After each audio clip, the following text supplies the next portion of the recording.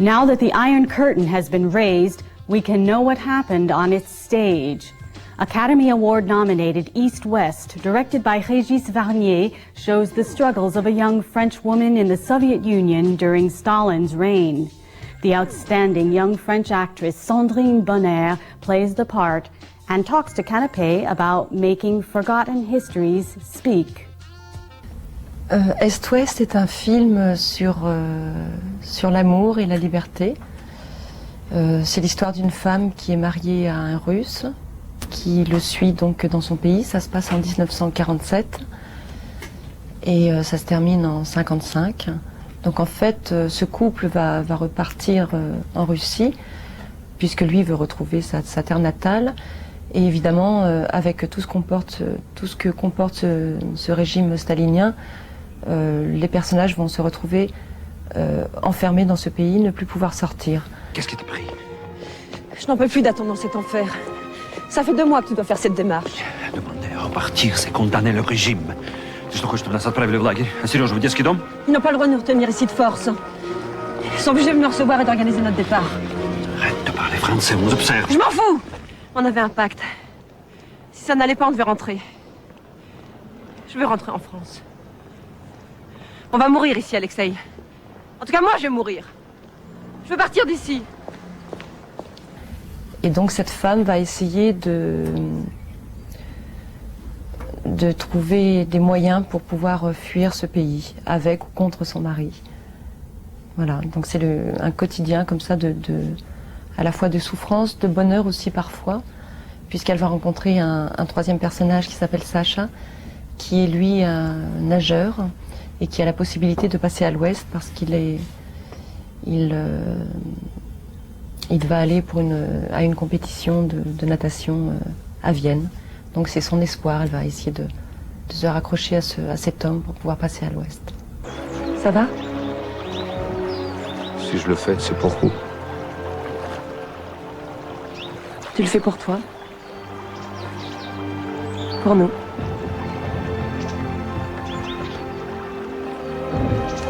Tu vas nager mieux que les autres, parce que tu vas te battre contre le courant.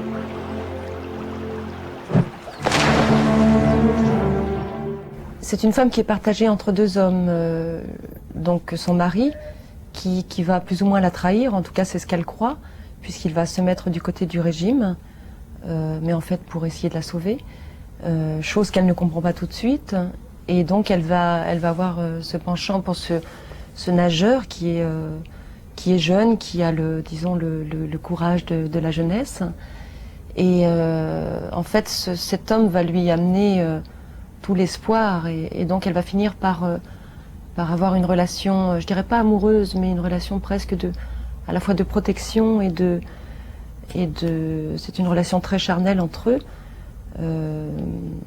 mais encore une fois pour cette liberté. Marie, moi aussi je veux partir, quitter ce pays. Pourquoi tu me dis ça? Je vous entends la nuit. Parler avec Alexis. Vous non plus, vous ne dormez pas. Je vous ai entendu pleurer aussi. Il ne faut pas avoir peur de moi. Je veux vous aider. Tu es gentil, Sacha. Moi aussi, je vais t'aider. Parlez-moi de la France. J'ai aimé ce rôle parce que c'est un personnage qui vit sur 10 ans, pratiquement.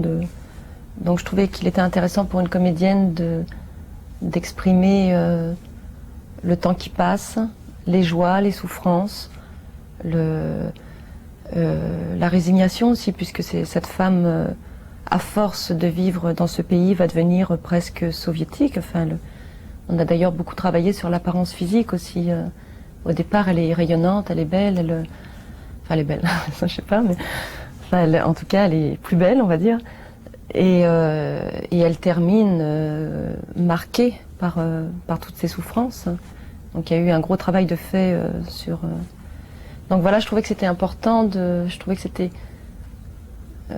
j'ai l'impression que c'est 10 personnages dans un film.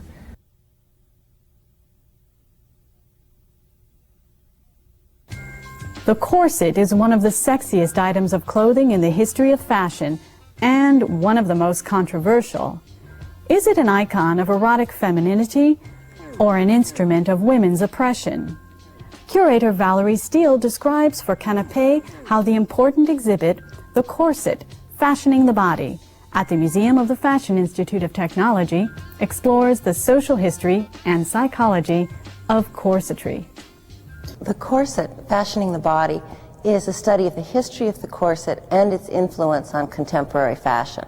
So we have corsets ranging from a late Renaissance iron corset through 18th century stays, 19th century beautiful Belle Epoque corsets, and then we turn to the influence of the corset on designers like Lacroix and Mugler and Gautier. The corset is the most controversial item of clothing in the entire history of fashion. It's usually perceived as having been an instrument of women's oppression and a source of debility and disease. And people assume that as women gave up wearing the corset, they became liberated. In fact, what we see is the internalization of the corset through diet, exercise, and plastic surgery. Then in fashion, in the 1980s, when women started wearing the corset again as outerwear instead of as foundation wear, the meaning changed. When Gautier made Madonna's corsets, for example, she turned a symbol of oppression into a symbol of female sexual empowerment. When you look at the way different designers today treat the corset, someone like Lacroix will do a very romantic, historical image of the corset as an icon of erotic femininity, whereas someone like Thierry Mugler will make a very fierce, kind of femme fatale image of the corset, something very much like a dominatrix in black leather, very much a kind of body armor. Others, such as Gautier, have consistently said that the corset symbolized for them the mystery of femininity. And so you find corsets throughout Gautier's work, for men as well as for women. The corset has been very important in late 20th century French fashion from a variety of different perspectives. When I organized this exhibition, I very much wanted to make sure we had in some of the ultra-feminine corset haute couture by designers like Lacroix, like Lagerfeld for Chanel. It's interesting because Mademoiselle Chanel herself is famous for having liberated women from the corset. And yet, in the late 20th century and today, when women no longer have to wear the corset, when it becomes an option, often for evening wear, and particularly for the couture, designers will gravitate towards the corset as a symbol of femininity and something that recalls the glory days of high fashion. In addition to the contemporary corset haute couture that we have on display, we also went back to get some classic examples of French couture from the past that's used corsets. So, for example, we have a beautiful Jacques Fath evening dress from 1947. And Fath, like Dior, was famous for emphasizing the female form divine. And here you have an evening dress which laces up the back and abolishes the difference between underwear and outerwear. We've got a Balmain also, which creates this tension between the body just in lingerie and foundations and the body in the most formal, most elaborate kind of evening dress. The corset controls the body. It disciplines the body, as Foucault would say. And from that perspective, it seems like a source of male-dominated society controlling and oppressing female body. Definitely the female body has been perceived as symbolic of sexuality and passion. So when you wear a corset, you're controlling that passion. But it also calls attention to the sexually dimorphic curves of the female body. So it accentuates the bosom and the differential between the waist and the hips. So on the one hand, it controls and suppresses the female body and female sexuality. And on the other hand, it exploits and exaggerates it. So back in the 1880s, the painter Manet said, the satin corset may be the nude of our epoch. And in a sense, you do see in 19th century paintings how the corset serves as an icon of the female body. I think many women enjoy occasionally wearing a corset and just emphasizing that ultra-femininity.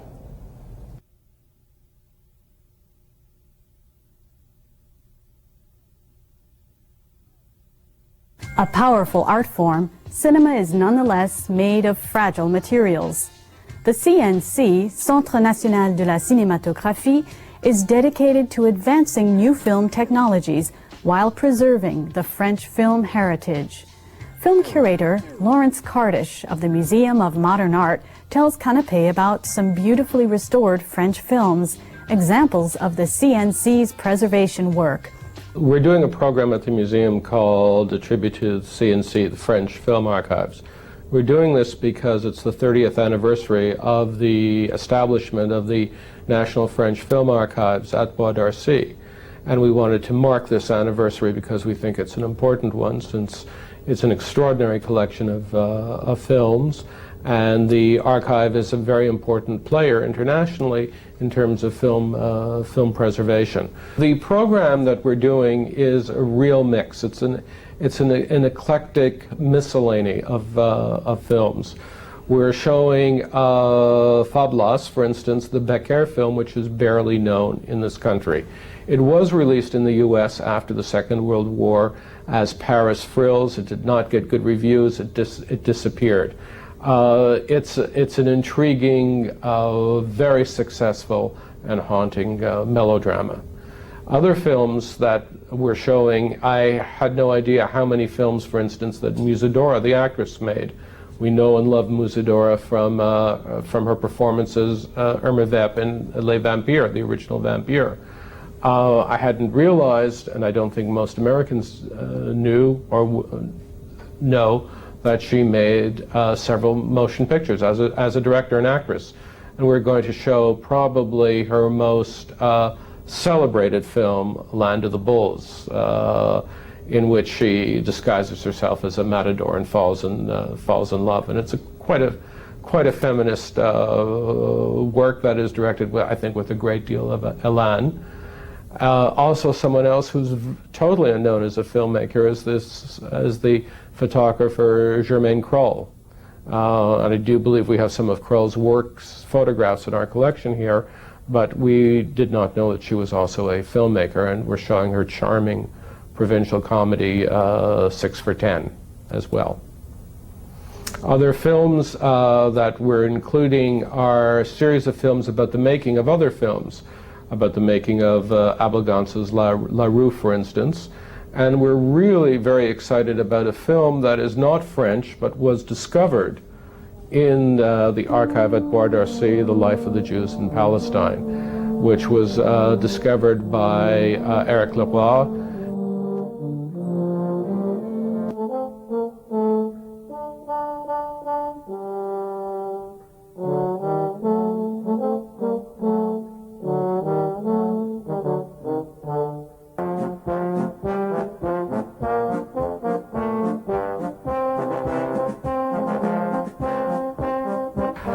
The film was titled with the help of an Israeli historian so that the views could be properly identified. And it's an intriguing, very, very early document of Jewish emigration to Palestine when Palestine was still part of the Ottoman Empire. It was made in 1913, so it was before the First World War. And the footage is absolutely invaluable. My feeling is about the influence of the cinema of the 20s on the cinema of today is that everything counts, that we're basically still in a period of development, and the experimentation and the modes of expression of cinema in France in the 20s influences filmmakers of the 30s, 40s, 50s, 60s, and they keep influencing cinema onto the to the present. I believe that we do have basically a history that looks back onto itself. Various versions of the program will be traveling to various cities. I know that the Pacific Film Archive will be showing many of these films. Some of the films will also be going to Toronto as well at the Cinematheque Ontario. And people will have an opportunity to see some of the work that the archives at the CNC has done. Where were the French women artists? From its inception in Paris in 1868, the Académie Julian was an important alternative training center to the École des Beaux-Arts, the official art school.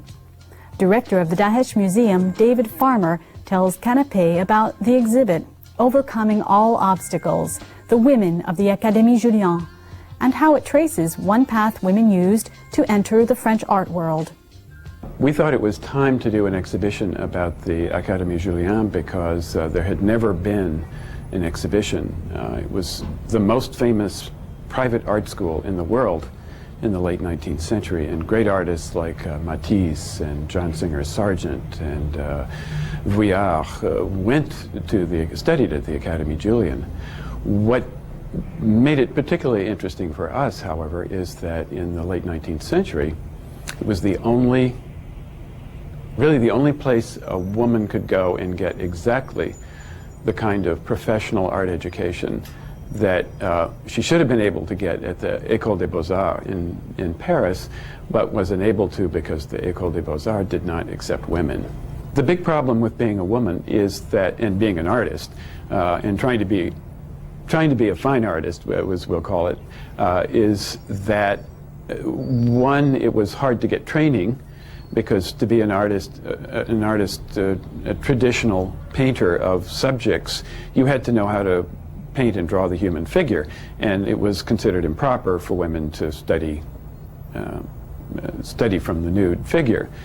Second, there was a general prejudice against women as fine artists. It was considered perfectly appropriate for them to be porcelain painters or seamstresses or some kind of industrial or decorative arts. But they had a lot of trouble establishing their place in the fine arts. There's a famous Daumier cartoon which shows a man looking at a poster on a wall, and it says exhibition of women sculptors and painters, and he's holding his hands over his head and say, "Oh mon Dieu, what is the world coming to?" And that was really what the problem, the challenges that women faced at that time. We made a selection of what we thought were some of the more important and interesting early artists, 19th century artists, who attended the Académie Julian. Some of them made major reputations and became, had very good professional careers. At least two of them died very young, and so didn't have the kind of long-term professional career that others did.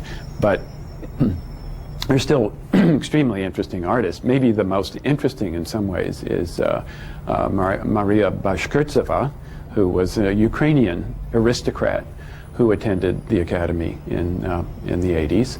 And she died very young. I think she was 28 when she died, but she produced some wonderful things, including probably the most interesting painting in the exhibition, because it's an actual interior of the Académie Julian. She left us not only this painting, but also a diary of her time at the Academy, which is quite interesting. We think that this is probably her self-portrait in the middle. It makes sense because she was an aristocrat. She was a very self-centered person, and she's the kind of person who would include her self-portrait probably in the middle. But it shows what the Academy looked like. You can see their painting and drawing from a nude figure, although he is a small boy who's partially draped, not totally nude. Another great discovery to me was a Polish artist named Anna Balinska, who also died young, but went back to Poland, and her intent was to set up a private art school very similar to Julian. She was not able to do that, but she made a bit of a reputation in Poland, and her pictures in the exhibition are simply splendid. She would have been an important artist in any way if she had lived and had a long career. There are 3 Americans in the exhibition. Anna Klumke, who was primarily a portrait painter, a companion to Rosa Bonheur, the great French animal painter. Cecilia Beau, who went back to Philadelphia and had a long career as a portrait painter in particular, and Elizabeth Gardner, who became a protege and student of William Bouguereau, one of the faculty members, and she eventually married Bouguereau, and she also was extremely successful. Well-known artists studied well into the 20th century. Louise Bourgeois, for instance, the French-American sculptor, studied there in 1938. And it was always an attraction, and it still exists today, actually.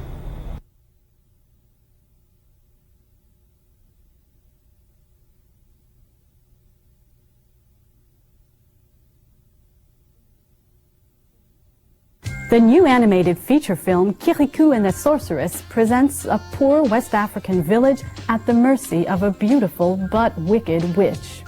The unlikely hero is Kirikou, a tiny miraculous infant who is born independent and fearless.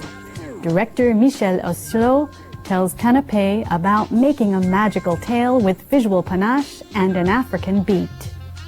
L'histoire de Kirikou et la sorcière vient d'Afrique. Mais c'est surtout le début.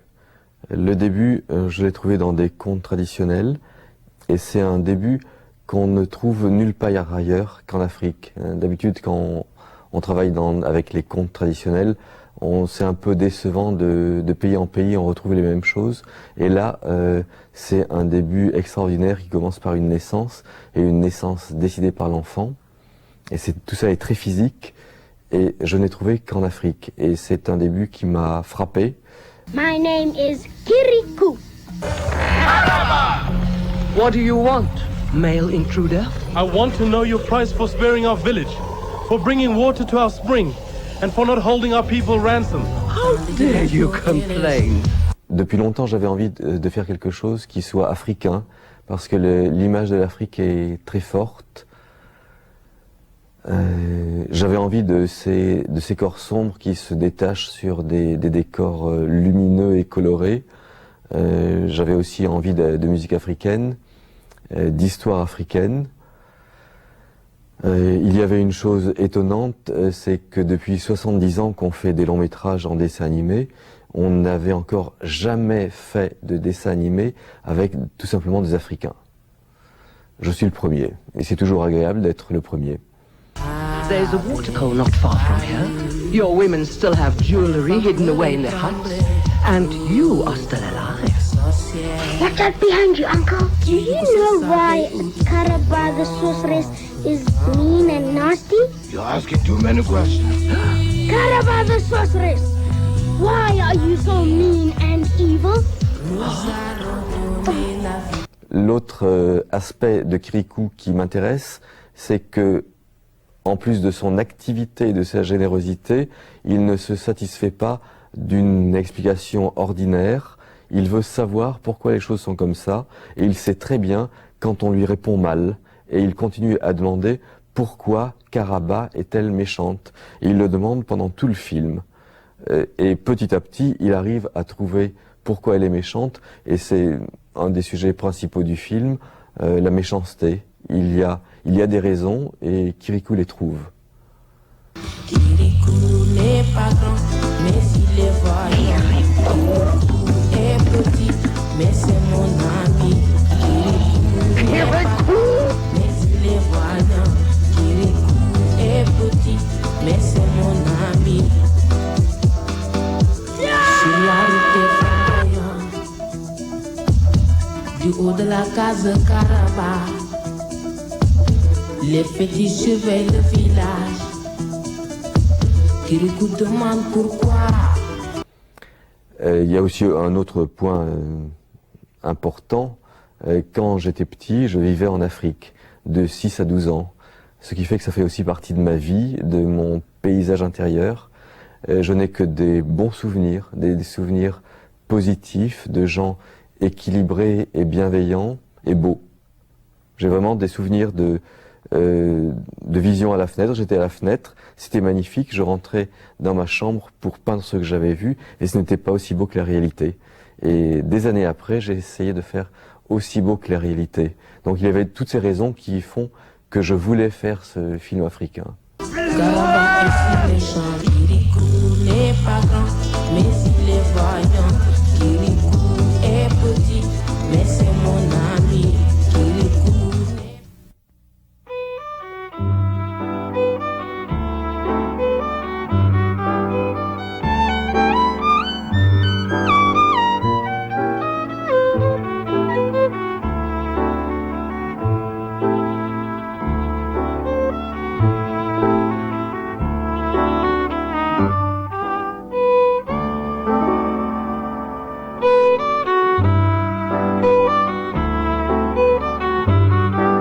You'd always be there for.